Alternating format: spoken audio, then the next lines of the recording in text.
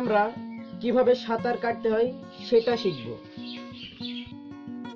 সাঁতার কাটার জন্য প্রয়োজন একটা জলাশয় বা নদী।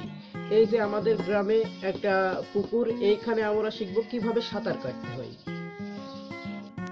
তাহলে চলুন পুকুরে নেমে পড়ি। আমরা সাঁতার কাটার জন্য সঙ্গে নিয়েছি 6টি খালি 1 লিটারের বোতল, যেগুলোর সাহায্যে আমরা এখানে সাঁতার কাটা শিখব। এই জায়গায় অল্প পানি, যার যতক্ষণ মন করো বেশি দম আছে সে মন করো খুব তাড়াতাড়ি সাঁতার শিখতে পারবে। আমরা আগে নিজেদের দম পরীক্ষা করি। এই যে আমাকে দেখি সাথে।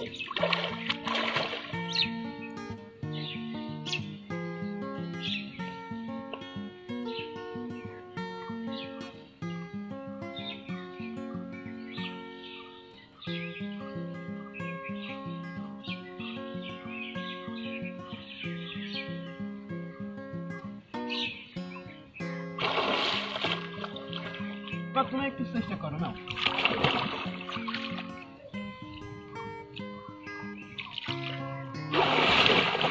হয়েছে ভাইয়া?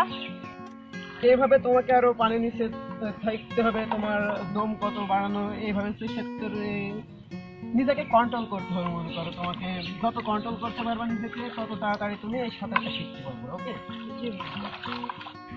এই জন্য তুমি এবার একটু ট্রাই করো।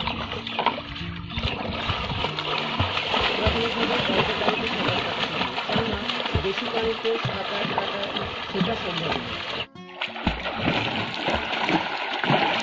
সাঁতার শিখতে হলে পানির উপরে নিজের হাত এবং পাকে নাড়িয়ে নিজের শরীরকে ভাসিয়ে রাখতে হবে।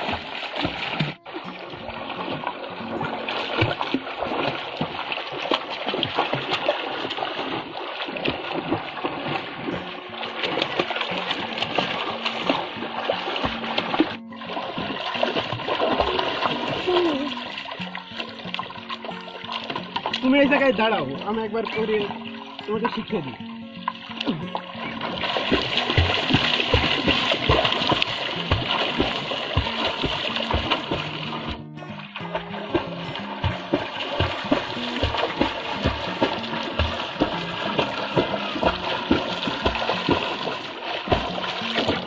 ভাবে করতে হয়। হ্যাঁ হ্যাঁ, এইভাবে আবার তুমি প্র্যাকটিস করো।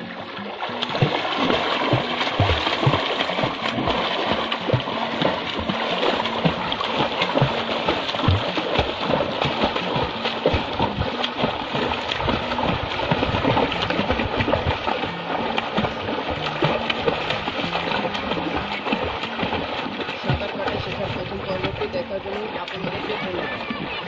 সাঁতার কাটা শেখার দ্বিতীয় পর্বটি দেখার জন্য আমাদের চ্যানেলটি সাবস্ক্রাইব করে সাথেই থাকুন।